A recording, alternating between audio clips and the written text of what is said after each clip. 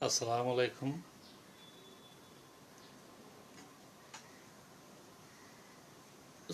দর্শক, শ্রোতা,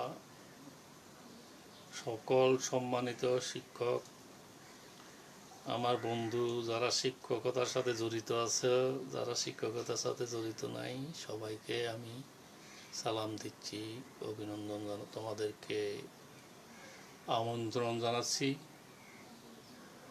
আমার কলিগ যারা আমার সাথে সার্বক্ষণিক আমাকে সহযোগিতা করেন, তাদের প্রতি অলমাস সালাম রইল, তাদের সহযোগিতা আমি কামনা করছি। আর সবচেয়ে বেশি সহযোগিতা চাচ্ছি যারা আমার প্রাণপ্রিয় শিক্ষার্থী, আমার কলেজের শিক্ষার্থী, আমার আত্মীয় শিক্ষার্থী এবং আমার অন্য অন্য ক্ষেত্রে বিভিন্নভাবে যোগাযোগ আছে, এইগুলো সবার সাথে সবাইকে আমার শুভেচ্ছা এবং তোমাদের প্রতি আমার লাইভে আমন্ত্রণ রইল। আমি অবশ্য কোনো খবর দেওয়া না দিয়ে লাইভ শুরু করছি। আশা করি তোমরা খবরটা এই মুহূর্তে পেয়ে যাবে এবং আমার লাইভে চলে আসবে। যা হোক, আমি আমার পাঠে চলে যাই সরাসরি।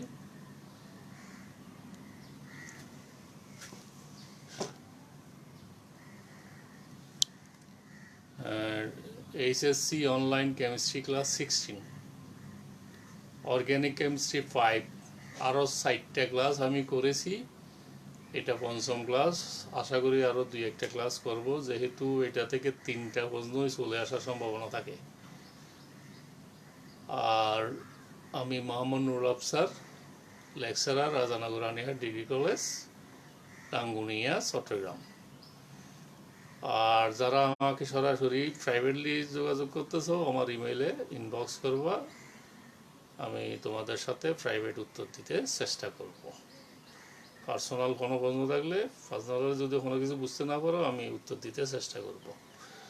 আর আগেও একটা বলে রাখি, যেহেতু আমি অনেক কসরত করে অনেক একটু জটিল প্রক্রিয়ায় স্লাইডগুলি তৈরি করছি, এখানে ভুল থেকে যাচ্ছে, সেই জন্য তোমরা এটাকে স্বাভাবিকভাবে দেখবা। আমি যেখানে যেখানে ভুল আছে সেগুলি সংশোধনী এখানে বলে দিচ্ছি। দরকার হলে আমি ওই যাদের এই মুহূর্তে আমি পিপিটিএ যে ফাইলটা কালকে আপলোড করেছিলাম, অনেকের কাছে চলে গেছে, আমি ওই জায়গায় তোমাদেরকে আবার সংশোধনী দিব যেখানে যেখানে ভুল আছে।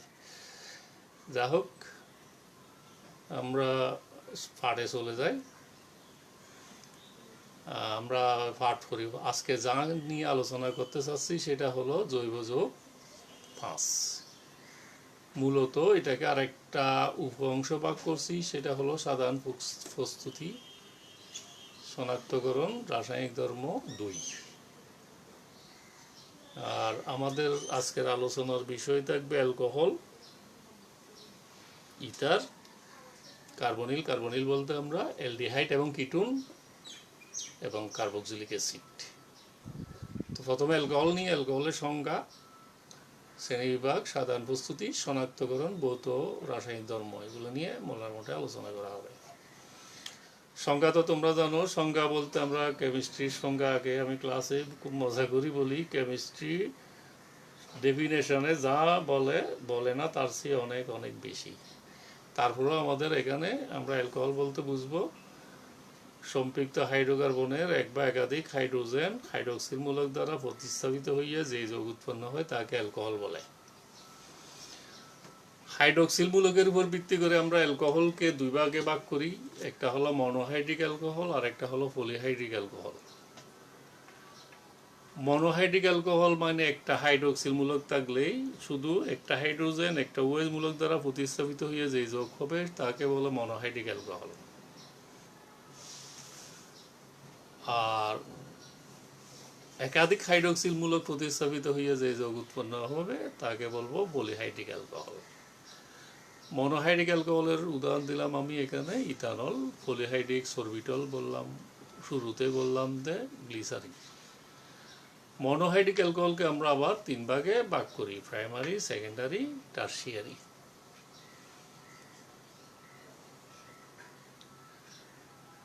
এখানে আবার একটু হাতে লিখেও দিলাম। মনোহাইড্রিক একটি ওএইচ মূলক থাকবে, মনোহাইড্রিককে আবার আমরা 3 ভাগে ভাগ করছি, 1 ডিগ্রি বা প্রাইমারি, 2 ডিগ্রি বা সেকেন্ডারি, 3 ডিগ্রি বা টারশিয়ারি। আবার পলিহাইড্রিক অ্যালকোহলকেও আমরা 3 ভাগে ভাগ করছি। পলিহাইড্রিক এখানে শ্রেণীবিভাগ নাই, একাধিক হাইড্রোক্সিল থাকলে সেটা পলিহাইড্রিক। অর্থাৎ আমি 3টে উদাহরণ দিয়েছি। একটা প্রথমটা হলো তোমার গ্লাইকল, অর্থাৎ 1,2 ডাইল, দুইটা হলো গ্লিসারিন 1,2,3 প্রোফাইল ট্রাইল, তারপর সরবিটল 1,2,3,4,5,6 তোমার হেক্সানল।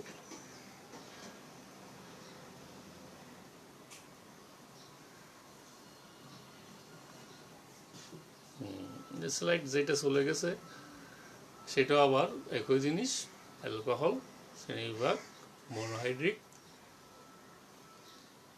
আর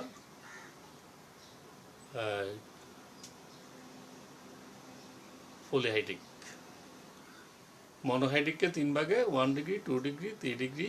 1 ডিগ্রি অ্যালকোহল হলো একটা 1 ডিগ্রি হলো ওএইচ মূলক, যে কার্বনের সাথে যুক্ত থাকবে জৈব যৌগে, সেই কার্বনের মধ্যে কমপক্ষে 2টা বা 3টা হাইড্রোজেন থাকবে, 2টা বা 3টা হাইড্রোজেন থাকবে। 2টা থাকলে বাকিটা অ্যালকাইল অ্যারাইল এইসব মূলক থাকতে পারে।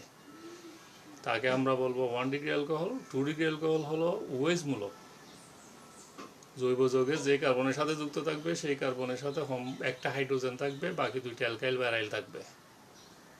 3 ডিগ্রি অ্যালকোহল, যে কার্বনের সাথে ওএইচ থাকবে সেই কার্বনে কোনো হাইড্রোজেন থাকবে না, সেখানে অ্যালকাইল থাকতে পারে, অ্যারাইল থাকতে পারে, অন্যান্যও ব্যবস্থা থাকতে পারে, কিন্তু হাইড্রোজেন থাকবে না। আর একাধিক ওএইচ মূলক থাকলে তাকে আমরা পলিহাইড্রিক অ্যালকোহল বলি।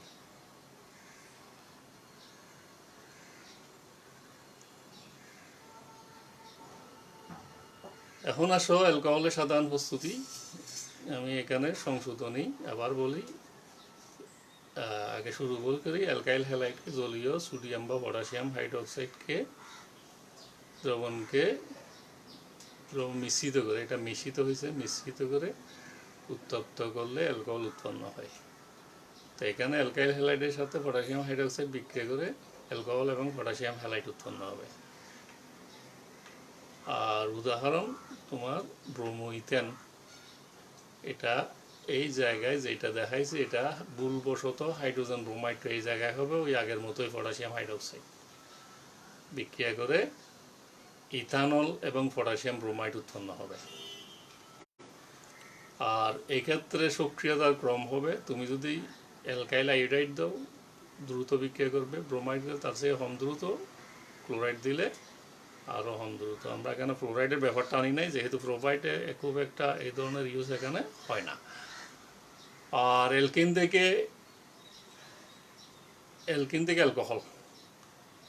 অ্যালকোহল 98% সালফিক অ্যাসিডের সাথে 75 থেকে 80 ডিগ্রি সেলসিয়াস তাপমাত্রা এবং উচ্চ চাপে অ্যালকিনের উপর সালফিক অ্যাসিড চালনা করলে, অর্থাৎ সালফিক অ্যাসিডের উপর অ্যালকিন চালনা করলে, এটা অ্যালকিন যেহেতু গ্যাস, সালফিক অ্যাসিড তরল পদার্থ, আমরা এভাবে বলবো সালফিক অ্যাসিডের উপর অ্যালকিন চালনা করলে সালফিক অ্যাসিড এবং অ্যালকিন মিলে অ্যালকোহলে পরিণত হয়। তাহলে বিক্রিয়াটা 2 ধাপে হয়। প্রথম ধাপে অ্যালকিনের সাথে সালফিক অ্যাসিড বিক্রিয়া করে একটা দ্রুত বিক্রিয়ার মাধ্যমে অ্যালকাইল হাইড্রোজেন সালফেট উৎপন্ন করবে।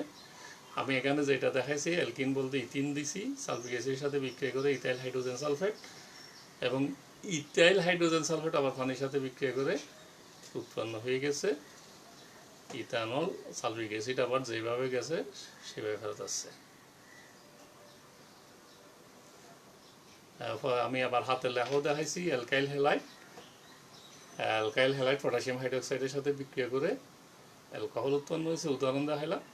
ব্রোমোইথেন পটাশিয়াম হাইড্রোক্সাইডের সাথে বিক্রিয়া করে তোমার ইথানল এবং পটাশিয়াম ব্রোমাইড উৎপন্ন হয়েছে।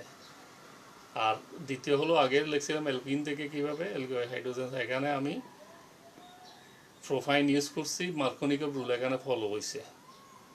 মার্কোনিকভ রুলের আমরা আগের ক্লাসে বলছিলাম মার্কোনিকভ রুল সম্পর্কে, এখানে আর একটু বলি, যে কার্বনের সাথে হাইড্রোজেন কম আছে সেখানে অধিকতর ঋণাত্মক অংশটা যুক্ত হবে, অর্থাৎ হাইড্রোজেন সালফেটটা সেই জায়গায় যুক্ত হবে।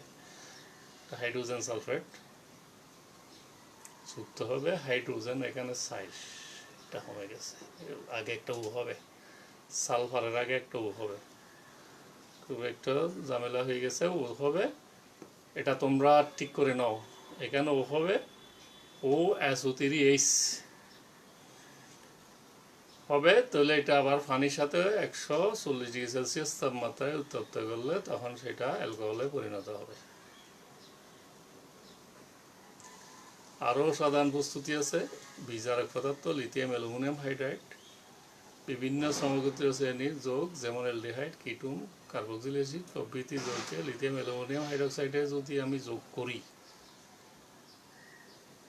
তাহলে তোমার ওই সকল যৌগ বিজারিত হয়ে অ্যালকোহলে পরিণত হয়।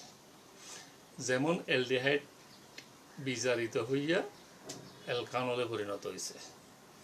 এখানে আমি মূলত উপরে লিখতে না পরে পাশে দিছি, এটা লিথিয়াম অ্যালুমিনিয়াম হাইড্রাইড, এই হাইড্রোজেনটা আসে লিথিয়াম অ্যালুমিনিয়াম হাইড্রাইড থেকে, এটা তোমরা দিয়ে তীরের উপরে লিখবো। এখানে একটু টেকনিক্যাল ঝামেলার জন্য আমি পাশে এইভাবে লিখছি। আর গ্রিগনেট বিকারকের সাহায্যে, গ্রিগনেট বিকারকে মিথানলে যোগ করলে প্রাইমারি অ্যালকোহল, মিথানলের সাথে গ্রিগনেট বিকারক থেকে তুমি প্রাইমারি অ্যালকোহল, অর্থাৎ তোমার মাথায় রাখতে হবে তুমি যদি প্রাইমারি অ্যালকোহল পেতে চাও তোমাকে অবশ্যই মিথানল ইউজ করতে হবে গ্রিগনেট বিকারকে। সেকেন্ডারি অ্যালকোহল পেতে চাইলে অন্য যে কোনো অ্যালডিহাইড নিতে হবে মিথানল ছাড়া। আর টার্সিয়ারি অ্যালকোহল পেতে চাইলে তোমাকে অবশ্যই কিটোন নিতে হবে। বিক্রিয়াগুলো এখানে দেখাইনি, পরের স্লাইডে বিক্রিয়াগুলো আমি হাতে লিখে দেখালাম। তাহলে কার্বনিল যৌগ ওই যে lithium aluminium hydride, lithium aluminium LiAl missing হয়েছে হাইড্রাইড দ্বারা বিজারিত করে, তোমার এখানে এইচটা ছোট, এইচটা মিসিং হয়েছে, এটা হলো অ্যালকাইল ওএইচ অ্যালকোহল উৎপন্ন হয়। আর তোমার কিটোন থেকেও সেকেন্ডারি অ্যালকোহল উৎপন্ন হয়। কার্বক্সিলিক অ্যাসিডকেও আমরা বিজারিত করে অ্যালকোহল পাই, সেটা দুই ধাপে দেখানো উচিত ছিল, আমি এক ধাপে দেখাই দিছি। প্রথম ধাপে অ্যালডিহাইডে পরিণত হবে, দ্বিতীয় ধাপে তোমার এটা অ্যালকোহলে পরিণত হবে। আর গ্রিগনেট বিকারক আমি শুরুতে আলোচনা করে দিয়েছিলাম, প্রাইমারি 1 ডিগ্রি অ্যালকোহল পেতে চাইলে তোমাকে মিথানেল বা যেটাকে আমরা ফরমালিন বলি, ফরমালডিহাইড, এটার উপর ম্যাগনেসিয়াম অ্যালকাইল ম্যাগনেসিয়াম হ্যালাইড কেন্দ্রাকর্ষী যৌথ বিক্রিয়ার মাধ্যমে মূলত একটা মধ্যবর্তী যৌগ উৎপন্ন করে, সেই যৌগটা পরবর্তী হালে পানির সাথে উত্তপ্ত করলে অ্যালকোহলে পরিণত হয়। সেকেন্ডারিও ঠিক সেরকম।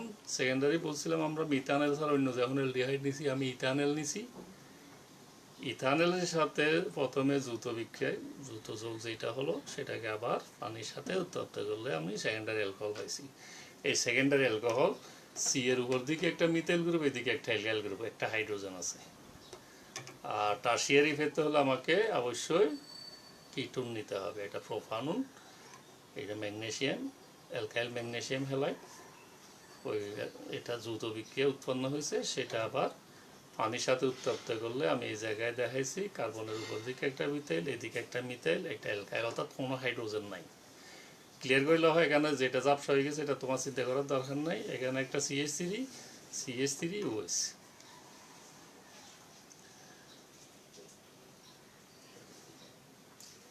এখন আসলে অ্যালকোহল শনাক্তকরণ কি করবো? শনাক্তকরণ আমরা এখানে তিনটা প্রক্রিয়া দেখাইছি।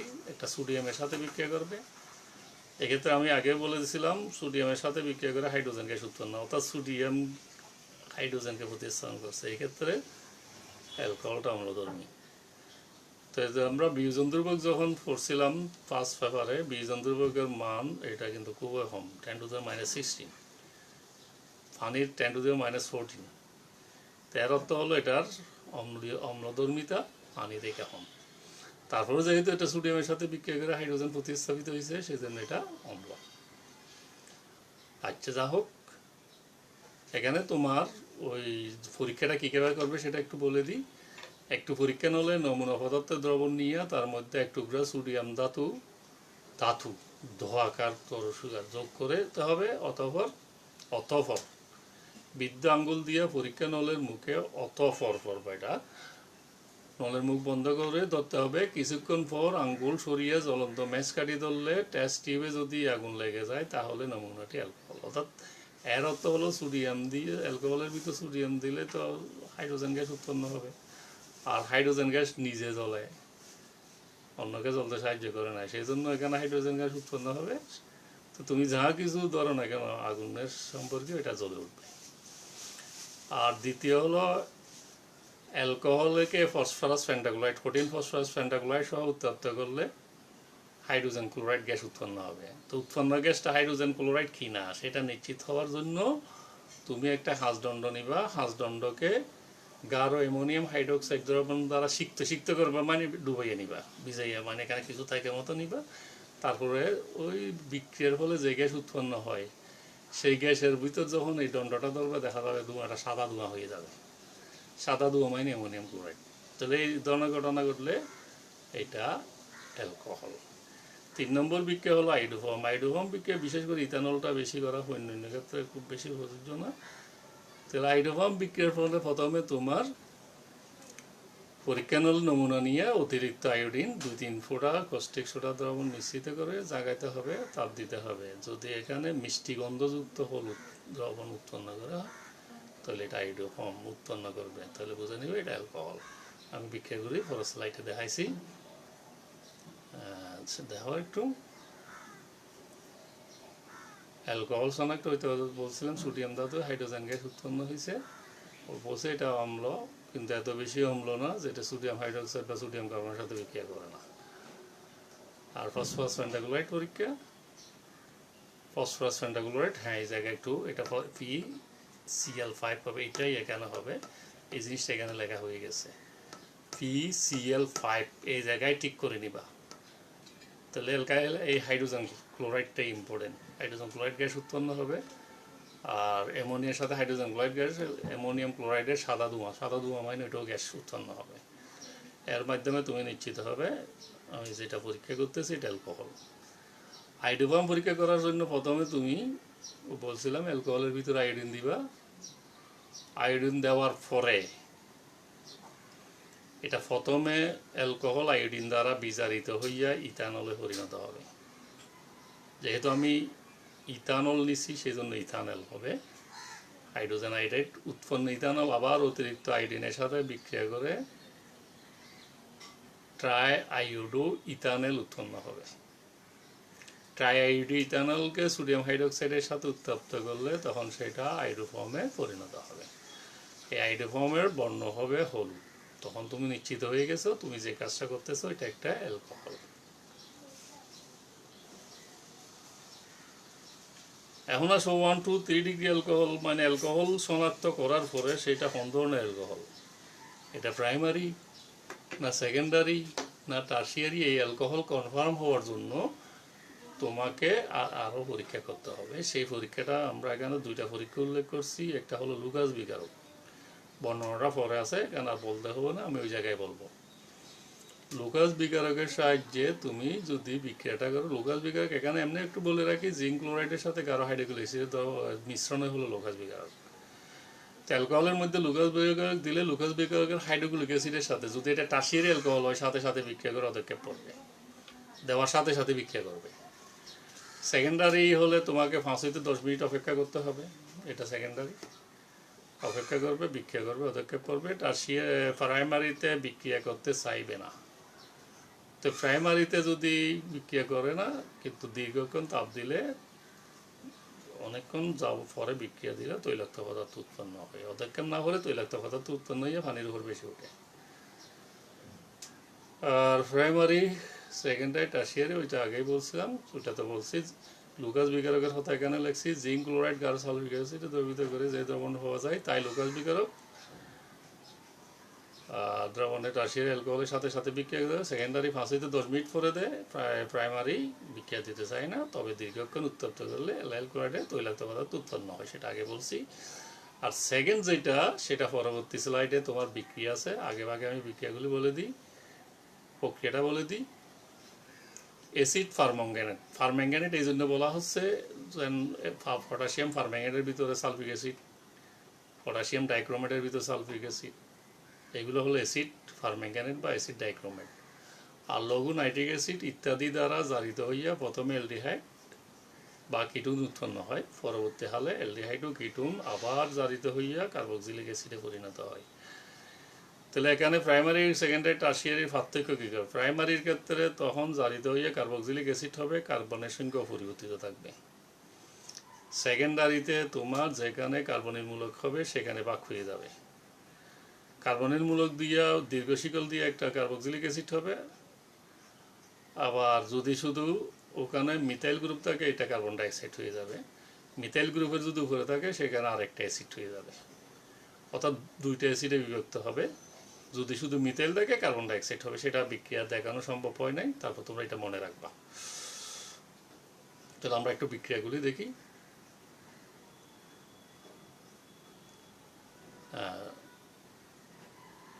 একটু বিক্রিয়াগুলি, হ্যাঁ এটা আবার স্লাইডে যাইতে হবে।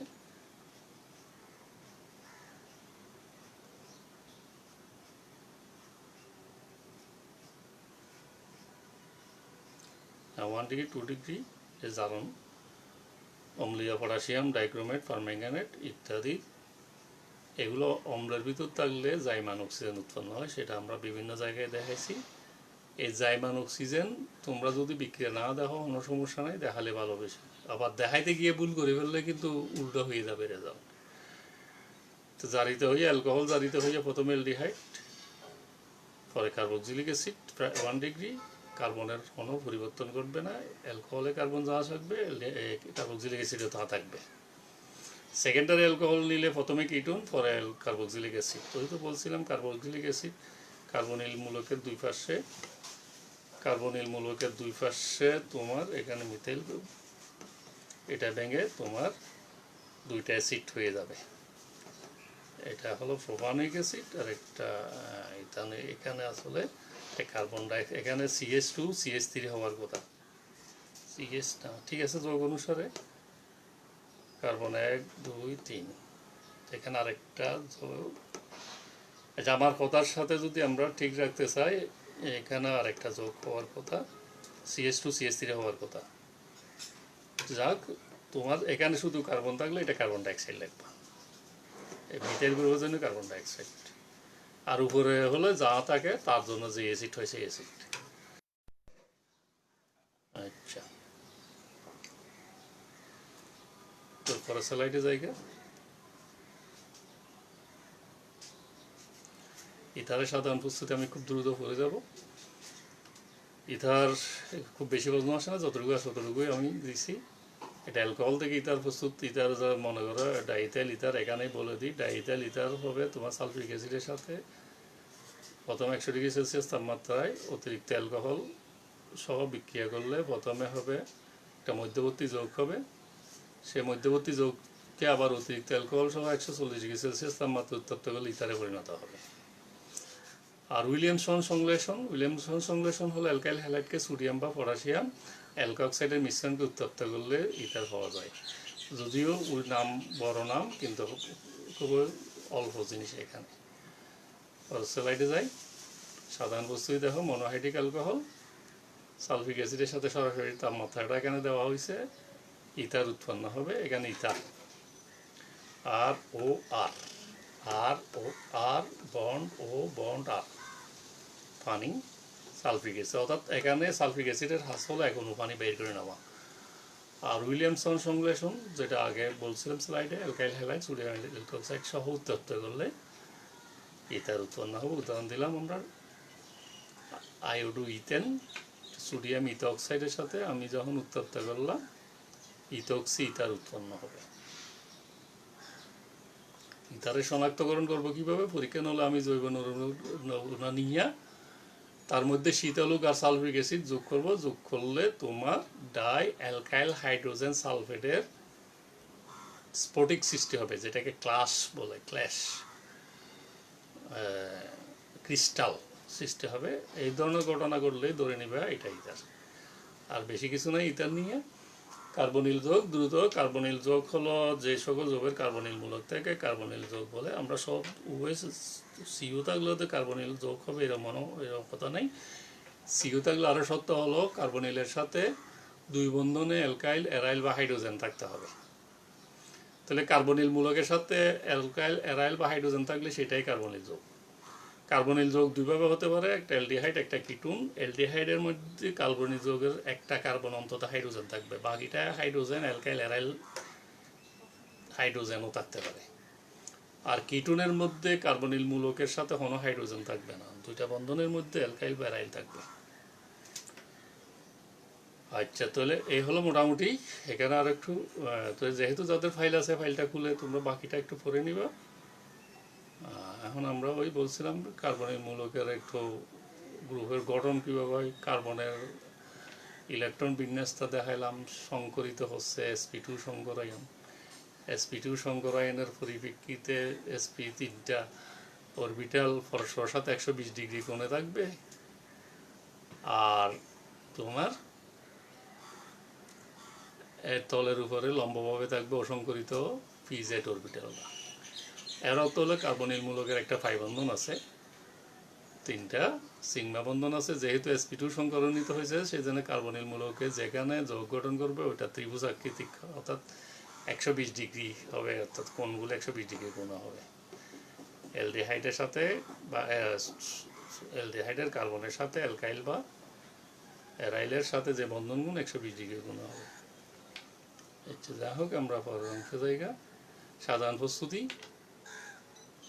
অ্যালকোহলকে জারিত করে, প্রাইমারি অ্যালকোহলকে সালফিক অ্যাসিডকে নিয়ন্ত্রিতভাবে জারিত করতে হবে। এখানে আগেই বলে দিয়েছে এটা যদি অতিরিক্ত জারিত করি তাহলে এটা কার্বক্সিলিক অ্যাসিডে পরিণত হবে। তাহলে প্রথমবারেই জারিত করে দ্বিতীয়বার আর জারণ করা যাবে না, অ্যালডিহাইডে পরিণত হবে।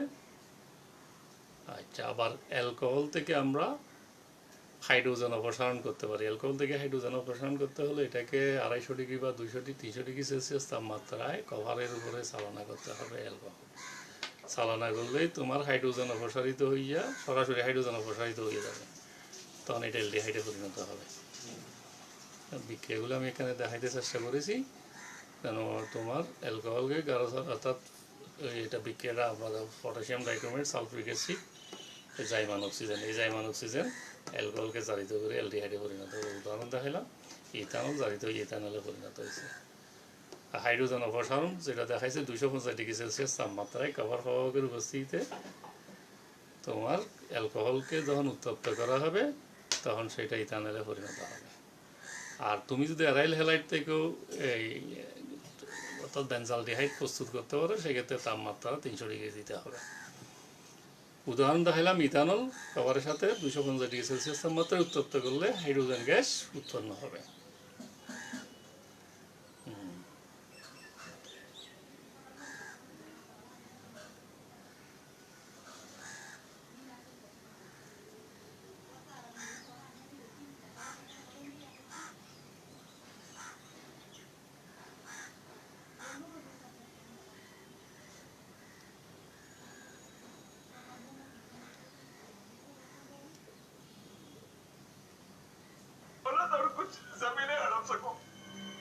और अपने इस प्लान में काफी हद तक कामयाब भी रहे। बहुत जल्द देवेंद्र ने तुम्हें अपनी कंपनी में अच्छी पोस्ट दे दी। हाँ।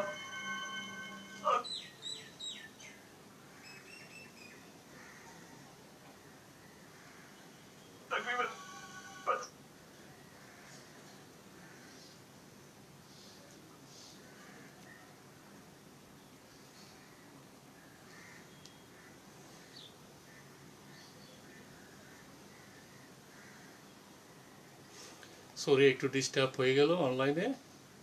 আমরা 2-1 মিনিট একটু সময় নষ্ট করতেছি। আমি যদি লাইভ থেকে চলে যাই আবার ডিস্টার্ব হয়ে যাবে মাঝখানে। একটু 2-4 মিনিট একটু লেট হচ্ছে। আমরা আবার আসতেছি। এই ফাঁকে আমি একটু কথা বলি।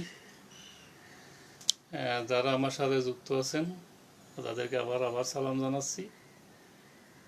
আর আমার ছাত্রছাত্রী যারা পড়তেছ, তোমাদের আবার বলে দিছি পিপিটিএক্স ফাইলটা তোমরা ভালো করে দেখবে। এখানে কিছুটা সংশোধনী আছে, কি কি তোমার ভুল কোন কোন জায়গায় আছে ওইটা আমাকে একটু ইনবক্সে জানাই দিবা।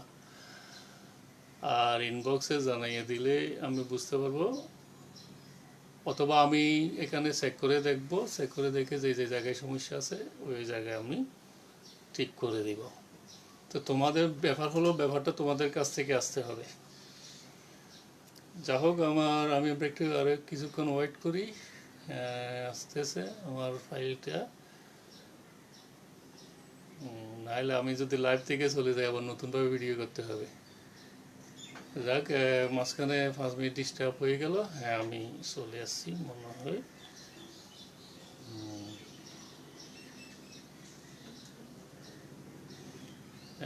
একটু এখানে ডিস্টার্ব হয়ে গেছে।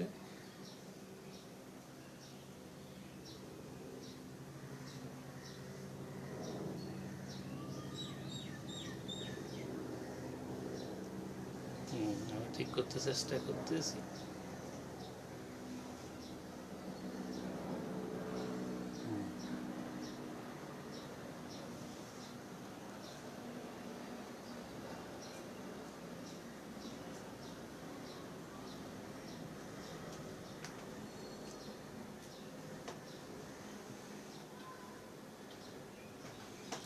যা হোক, আমি পরের অংশটা একটু পরে করতেছি, এখানে শেষ করছি আজকে। ঠিক করে আমি আবার শুরু করব। খুদা হাফেজ। দ্বিতীয় অংশ আমি 15 মিনিট শুরু করছি।